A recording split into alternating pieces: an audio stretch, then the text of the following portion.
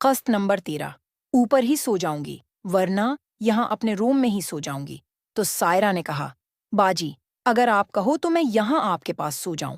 میں نے حیرانی سے کہا، کیوں؟ کیا بات ہے؟ آج میرے اوپر بڑا پیار آ رہا ہے میری لاڈو رانی کو۔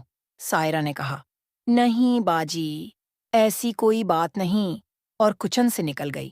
تو میں سوچ میں پڑ گئی، کیونکہ مجھے لگ رہا تھا کہ سائرہ پوری طرح سے شک میں ہے، اور اگر ابھی اس کا کچھ نہیں کیا گیا تو کہیں کوئی پنگا نہ کھڑا کر دے۔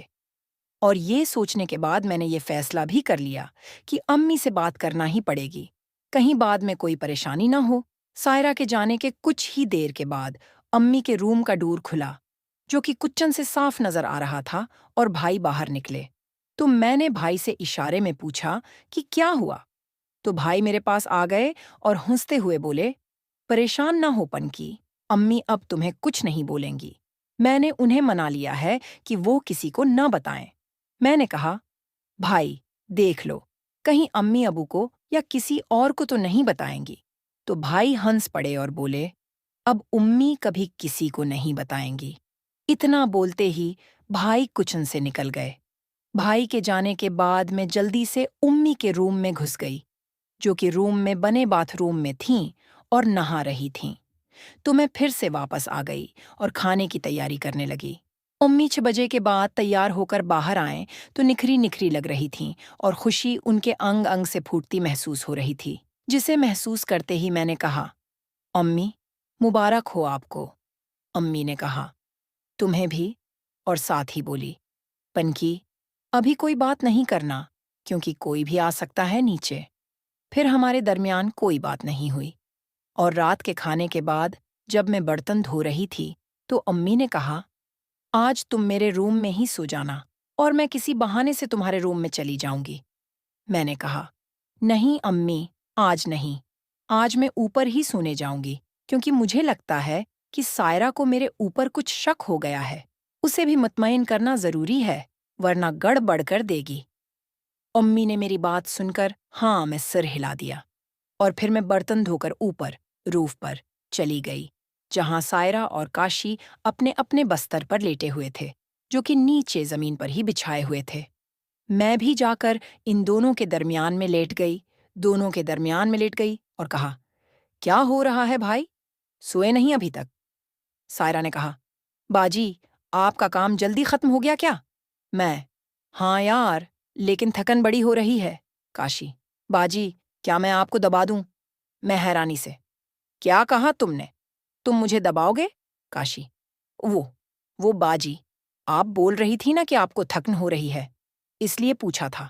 میں، نہیں، چلو سو جاؤ، صبح کالج بھی جانا ہے تمہیں۔ اور سونے کی کوشش کرنے لگی۔ نیند نہیں آ رہی تھی، کیونکہ پچھلی کچھ راتوں سے مجھے ڈیلی کرنے کی عادت سی ہو گئی تھی، اس لیے میں کچھ دیر کروٹ بدلتی رہی، اور پھر مجھے نیند آ ہی گئی۔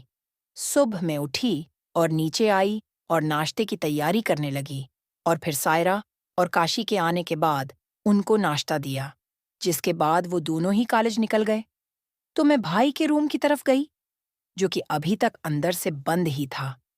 تو میں نے ڈور نوک نہیں کیا اور ابو کے روم کی طرف چلی گئی، جہاں ابو نہ صرف جاگ چکے تھے بلکہ نہا کر تیار بھی ہو چکے تھے۔ مجھے دیکھتے ہی ابو بے تابی سے میرے پاس آئے اور بولے، پنکی کیا بات ہے؟ رات تم اوپر کیوں چلی گئی تھی؟ میں ابو کی اتنی بے چینی دیکھ کر خوش ہو گئی اور بولی، ابو بات یہ ہے کہ اگر ہم ڈیلی ملیں گے تو سب کو شک ہو جائے گا، اس لیے ہمیں احتیاط کرنا ہوگی۔ اور ویسے بھی سائرہ پوچھ رہی تھی کہ کیا بات ہے جو تم نے اب نیچے سونا شروع کر دیا ہے؟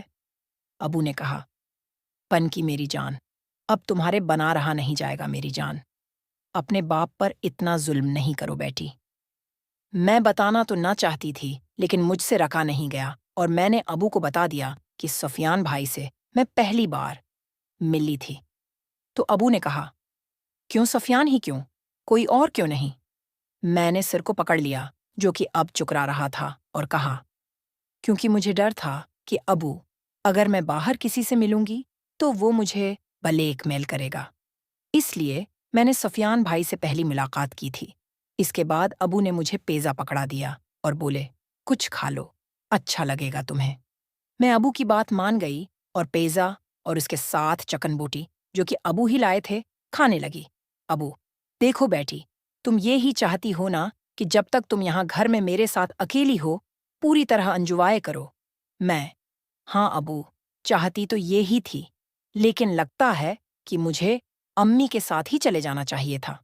ابو: ارے جان من، اتنا غصہ نہیں کرو اور چلو تھوڑا کھانا کھلاؤ، تمہیں بھوک لگ رہی ہوگی۔ میں اٹھ کر روم کی طرف چل پڑی اور بولی: اچھا، میں ابھی آتی ہوں فریش ہو کر، مجھے اب اور کچھ نہیں کرنا ہے اور کھانا کھا کر سو جاؤں گی۔ ابو میرا ہاتھ پکڑ کر بولے: نہیں بیٹی، آج اور کچھ نہیں، بیٹھو یہاں کھانا کھاتے ہیں۔ میں: لیکن ابو، مجھے نہا تو لینے دو۔ ابو: ارے یار، بیٹھو کھانا لاؤ گرم کر کے، کھاتے ہیں، اب صبح ہی نہا لینا، تب تک ایسے ہی رہو۔ میں اٹھی اور باقی بچی ہوئی چیزوں کو گرم کر کے لے آئی اور پھر ہم دونوں باپ بیٹی بیڈ پر ایسے بیٹھ کر ہی کھانا کھانے لگے۔ اور پھر کھانے کے بعد ابو نے کہا: پنکی، میں سوچ رہا ہوں کہ کل میں کوئی اچھی سی فلم لے آؤں جسے دیکھ لیا جائے، کیا خیال ہے؟ میں نے کہا: جی ابو، جیسے آپ کی مرضی، مجھے کوئی اعتراض نہیں ہے، بس اگر آپ خوش ہو تو میں بھی خوش ہوں۔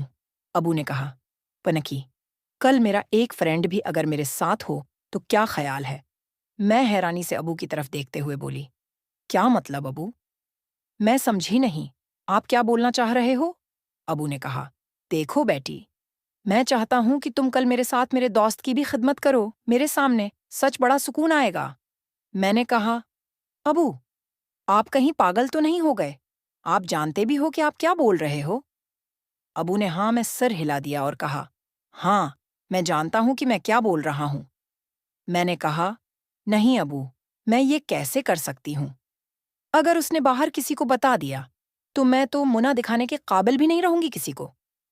ابو نے کہا: یار، اسے تھوڑی پتا ہوگا کہ ہم باپ بیٹی ہیں، اس کو تو میں یہی بتاؤں گا کہ تم ایک بازاری لڑکی ہو جو کہ پیسوں کے لیے خدمت کرتی ہو۔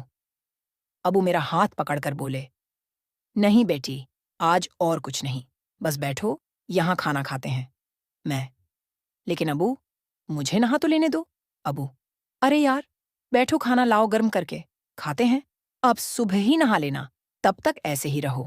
میں اٹھی اور باقی بچی ہوئی چیزوں کو گرم کر کے لے آئی اور پھر ہم دونوں باپ بیٹی بیڈ پر ایسے بیٹھ کر ہی کھانا کھانے لگے۔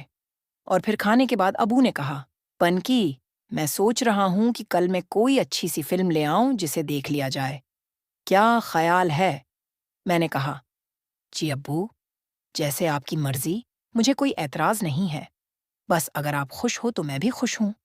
ابو نے کہا: پنکی، کل میرا ایک فرینڈ بھی اگر میرے ساتھ ہو تو کیا خیال ہے؟ میں حیرانی سے ابو کی طرف دیکھتے ہوئے بولی: کیا مطلب ابو؟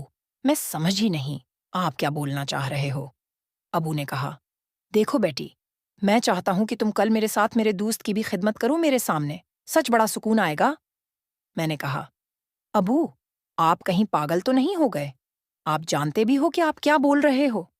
ابو نے ہاں میں سر ہلا دیا اور کہا: ہاں، میں جانتا ہوں کہ میں کیا بول رہا ہوں۔ میں نے کہا: نہیں ابو، میں یہ کیسے کر سکتی ہوں؟ اگر اس نے باہر کسی کو بتا دیا تو میں تو منہ دکھانے کے قابل بھی نہیں رہوں گی کسی کو۔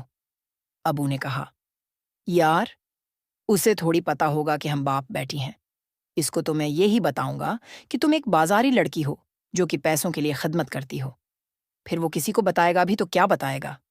میں نے انکار میں سر ہلا دیا اور کہا: نہیں ابو، میں یہ کام نہیں کر سکتی، پلیز آپ مجھے اس کام کے لیے فورس نہیں کرو۔ اس کے بعد ابو نے اس موضوع پر کوئی بات نہیں کی، لیکن یہ تو طے تھا کہ میرا اپنا دل بھی چاہ رہا تھا کہ ایک ساتھ دو، لیکن میں ڈر رہی تھی کہ کہیں کوئی مسئلہ نہ ہو جائے۔ اس کے بعد صبح میں ابو کے اٹھانے سے ہی اٹھی تھی۔ ابو اس وقت نہا کر باہر جانے کے لیے تیار ہو چکے تھے۔ میں جیسے ہی جاگی تو ابو نے مسکراتے ہوئے میری طرف دیکھا اور بولے: چلو جان، اب اٹھو اور نہا لو، میں جا رہا ہوں ناشتہ لینے کے لیے۔ اور جاتے وقت: دوستوں، مزید دیکھیں قسط نمبر 14 میں۔ دوستوں، کسی بھی قسم کی کہانیاں، پھر یہ کہانی کٹنگ کے بغیر گھر کی یا باہر کی مکمل کہانیاں خریدنے کے لیے اس نمبر پر واٹس پر رابطہ کریں۔ ہمارے پاس لاتعداد ہر طرح کی کہانیاں، ناولز موجود ہیں۔ آپ کو بہت سی اسٹوریز بہت اچھے ریٹ میں مل جائیں گی۔